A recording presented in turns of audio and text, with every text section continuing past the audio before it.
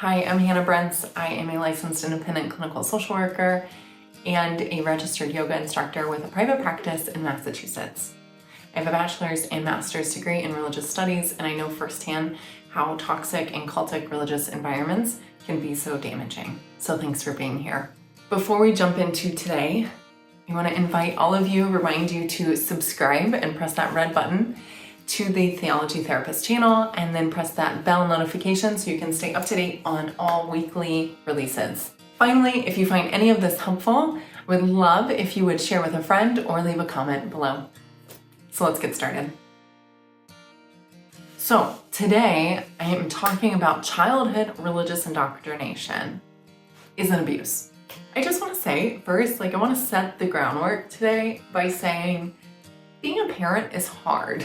I have to admit that I am not a parent, so I filmed this episode with a large dose of humility. I do know from friends, from family, just from being a fellow human who has ears and listens, that parents often get it wrong. So being a parent is hard, and they don't always get it right. So I guess one question in thinking about this topic today that I was asking myself is religious formation the same as indoctrination? And I would argue that it's not. Many parents around the world would choose to give their children a religious formation or a religious upbringing. They go to church or temple or synagogue, they learn the stories, they sing the songs, and when they reach a certain age, teens or adults are allowed to choose whether they go or not. I would call this a religious formation. This is a choice by some parents. There are parents who would choose to not bring their children up with religion, and that is that's a different choice, right? So those are kind of on that sort of same level. And each parent, the religious one, would probably say it's better to raise your child with religion, and the one who decides not to do that would probably say it's better to not. So the other side of this question is asking about indoctrination. If you watched the video 2 weeks ago, I read a quote by Marlene Weinell, who is the psychologist who first coined the term religious trauma syndrome. And she said that really the religious trauma syndrome is about undoing the damage of indoctrination. So one of the things that we know about indoctrination is that it is keeping or blocking someone from information or from having access to that information. And the further isolation prevents contact with the outside world and actually allows the indoctrination to take place. That's how that happens. So without the outside influence of culture, science, society at large, then the beliefs that are taught, the beliefs that are given, aren't questioned. Indoctrination blocks access to outside information.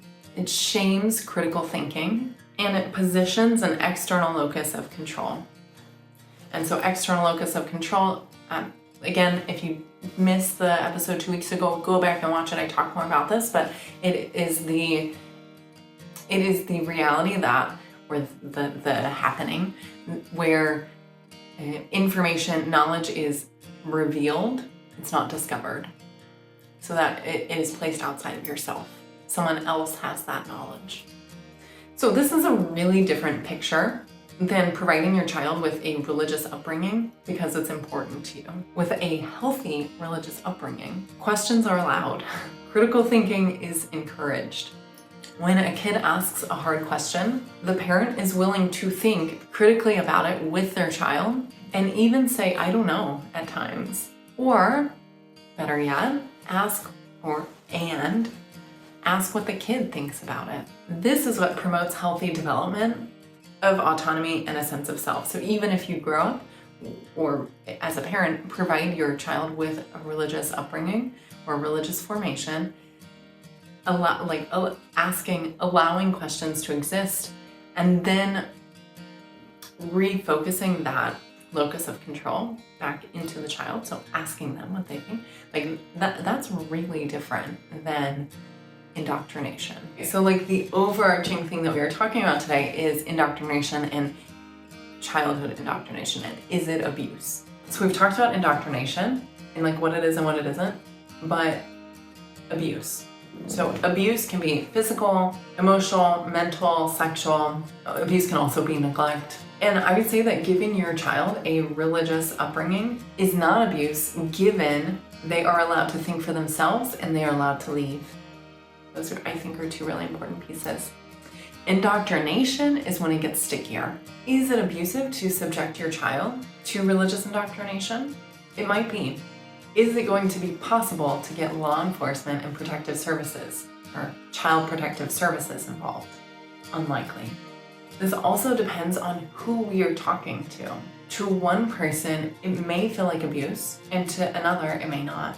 And I think that this is an important point because, like, take for example, two people returning from war, like they were in the same, I don't know, war lingo, so like, or military lingo, so like they are returning from the same battalion and or like the same troop or whatever the word is. And so they have, let's say in theory, hypothetically, the exact same experiences. One can develop PTSD and the other doesn't. And so does this mean that what happened wasn't traumatic?